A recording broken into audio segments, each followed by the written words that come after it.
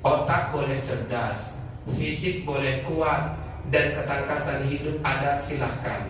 Tapi ingat, yang maha menentukan segala keputusan hidup kita itu adalah Allah. Hari ini banyak orang yang cerdas nganggur, banyak. Ada orang yang fisiknya kuat gak mau kerja, banyak.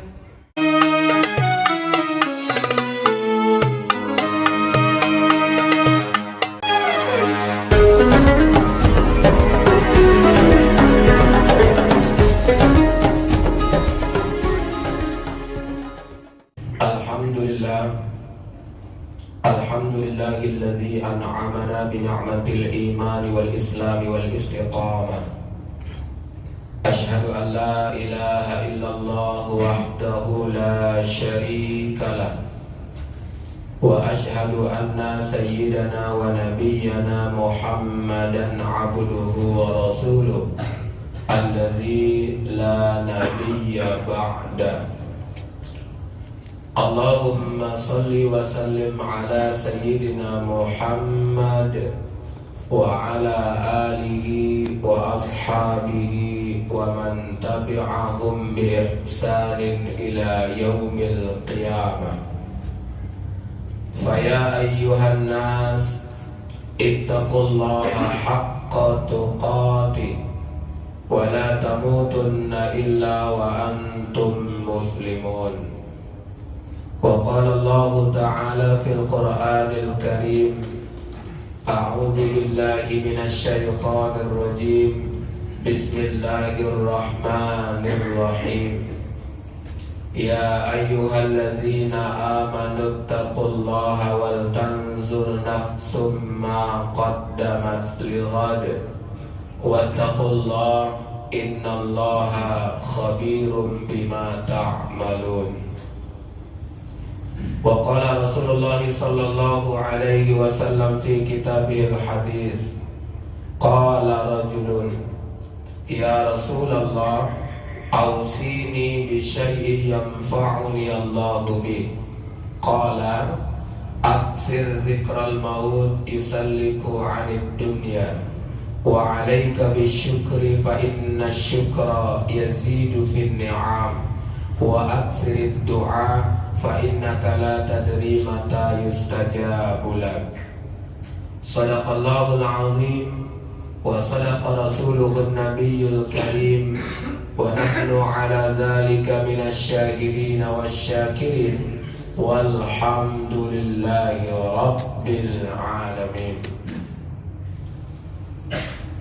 Mari kita bersyukur kepada Allah dengan ucapan Alhamdulillah. Semua karunia yang hadir dalam hidup kita ini berasal dari Allah.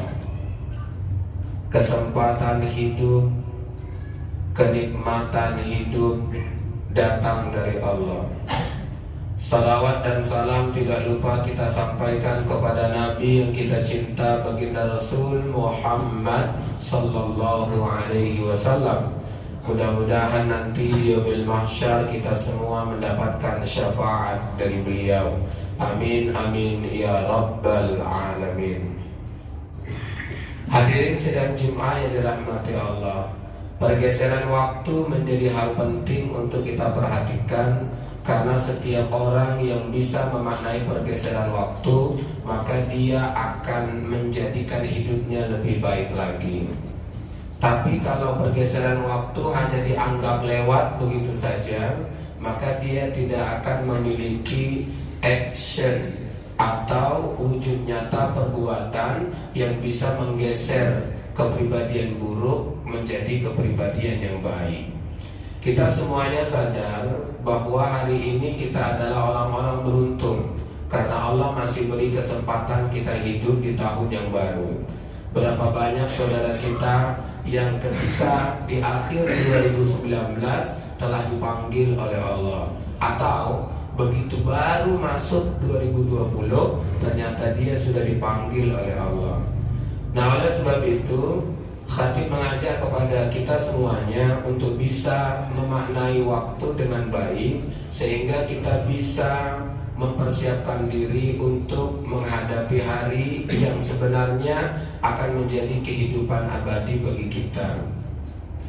Di dalam hadis Rasulullah SAW bersabda, hadis riwayat Tabrani, bahwa ada seorang sahabat datang kepada Nabi.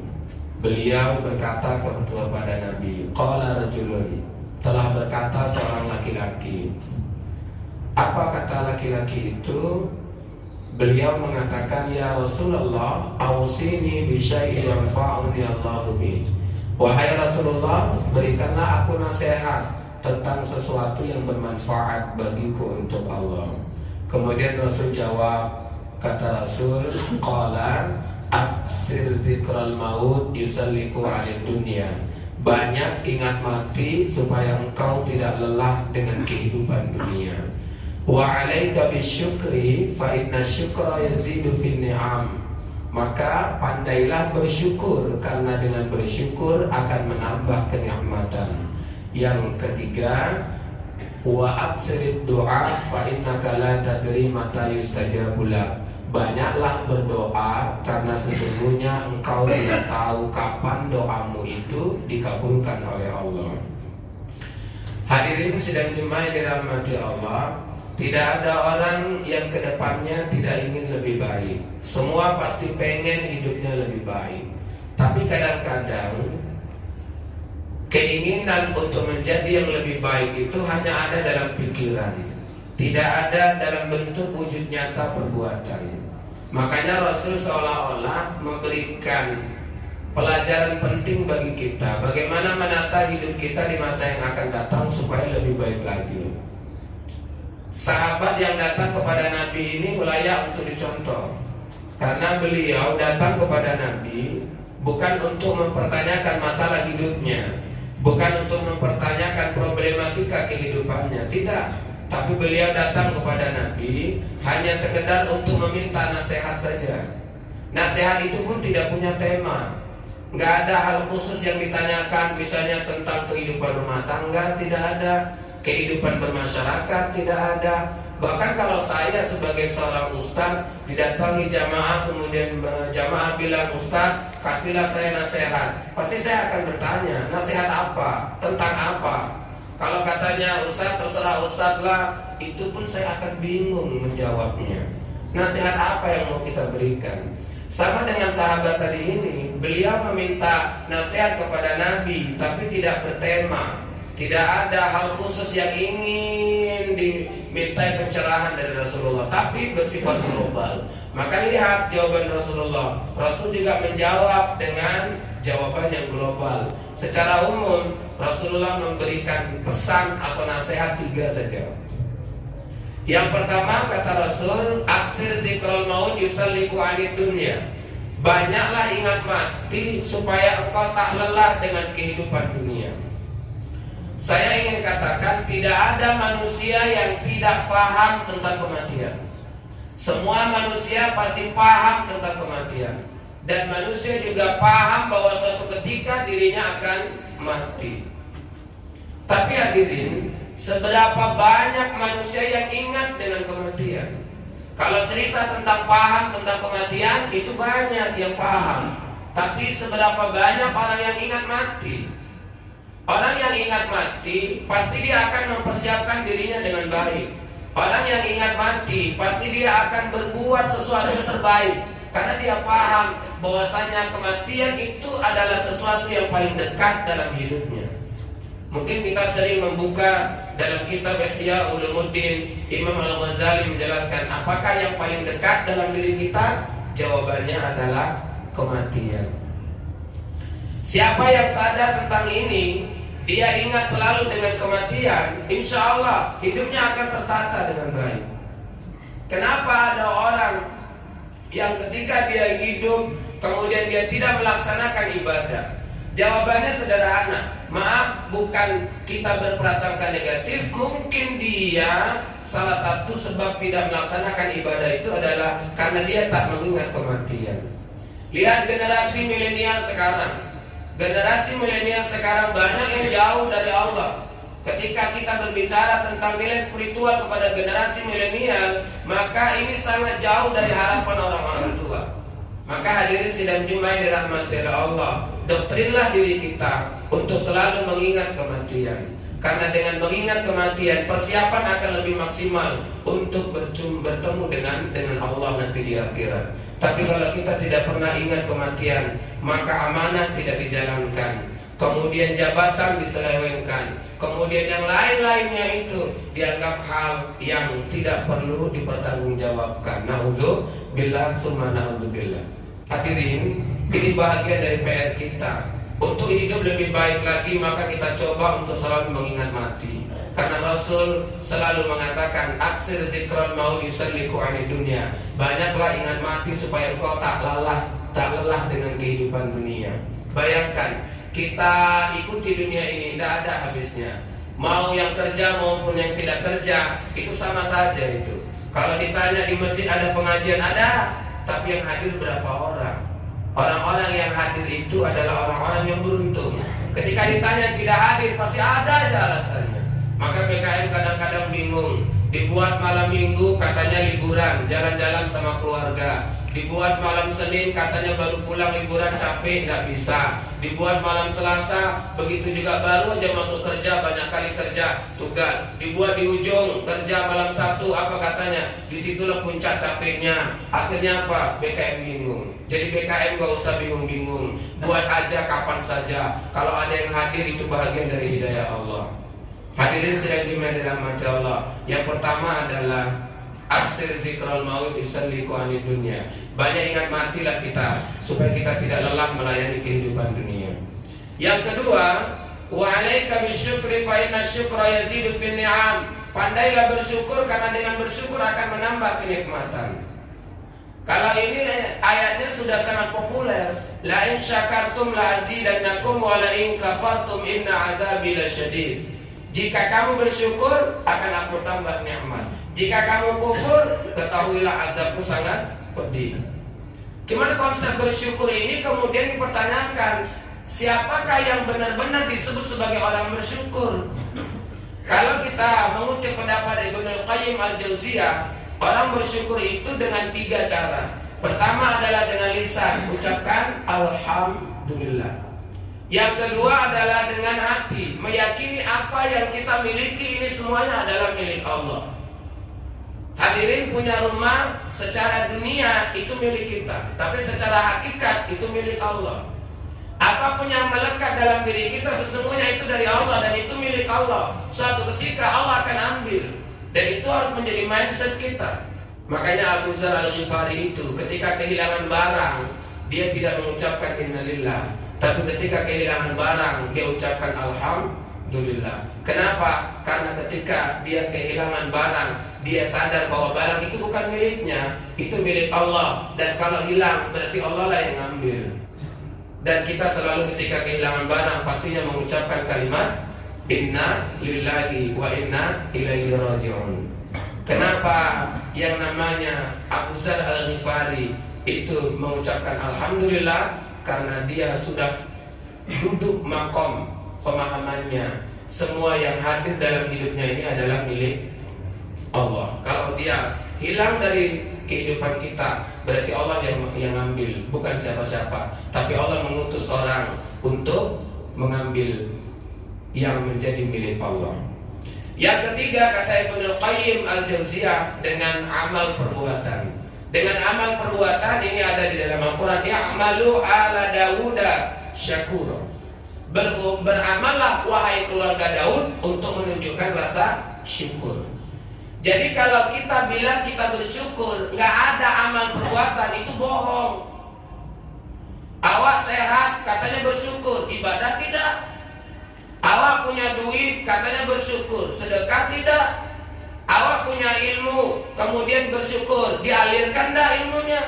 Awak punya jabatan, katanya bersyukur, bermanfaat nggak jabatan kita sama orang lain? Kalau semua yang kita miliki ini diejawantakan dalam bentuk amal perbuatan, berarti itulah wujud rasa syukur yang sesungguhnya. Maka hadirin, ketika kita menghadapi hidup, jangan lupa untuk bersyukur. Bahasa psikologinya, bersyukur ini sebenarnya adalah menikmati Hidup ini kalau bersyukur, kalau menikmati, maka hidupnya pasti bahagia. Istri kalau bersyukur dengan rezeki yang didapat oleh suaminya pasti bahagia. Kita satu keluarga bersyukur dengan rezeki yang Allah berikan dengan keluarga kita pasti bahagia. Tapi kalau tidak bersyukur, maka tidak akan pernah ada rasa bahagia dalam hidup kita.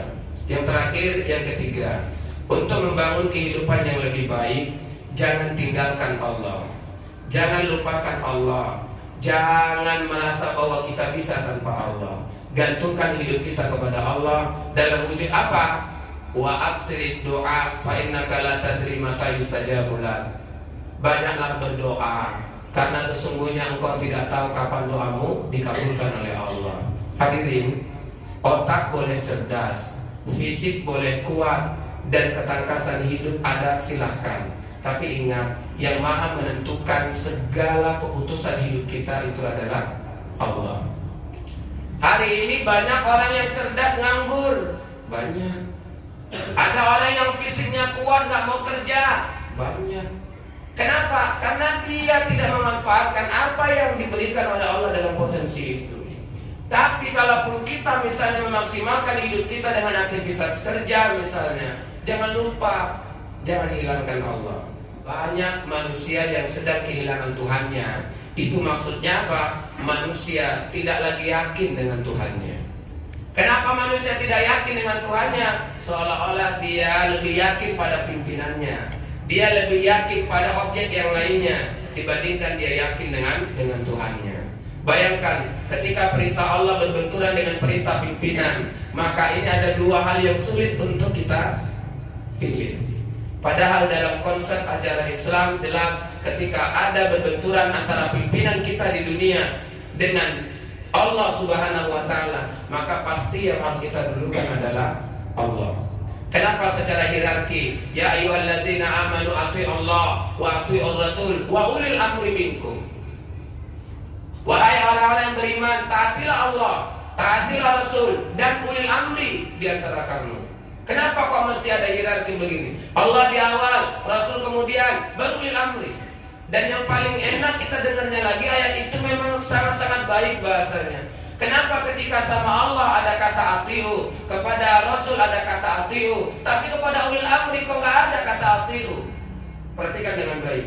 Ya ayyuhalladzina amanu atiu Allah wa atiur Rasul wa ulil amri minkum.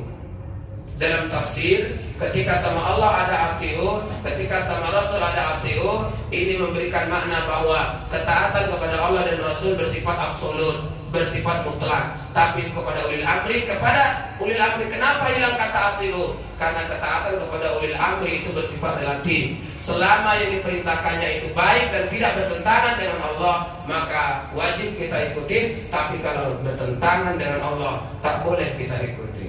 Hadirin sidang Jumat dirahmati Allah, bangunlah harapan dengan menggantungkan diri kita kepada Allah. Salah satu cara kita wujud nyata menggantungkan diri kepada Allah itu adalah dengan doa. Ingat, dalam hadis Rasulullah SAW bersabda bahwasanya tidak ada kekuatan yang bisa mengubah takdir kehidupan manusia kecuali kekuatan doa. Kekuatan doa ini mampu mengubah takdir hidup manusia. Kenapa? Karena doa langsung disampaikan kepada Allah, dan Allah yang langsung mengeksekusi doa kita, dikabulkan atau ditangguhkan. Semua doa insya Allah dikabulkan. Tapi ingat, berdoalah sesuai dengan kebutuhan.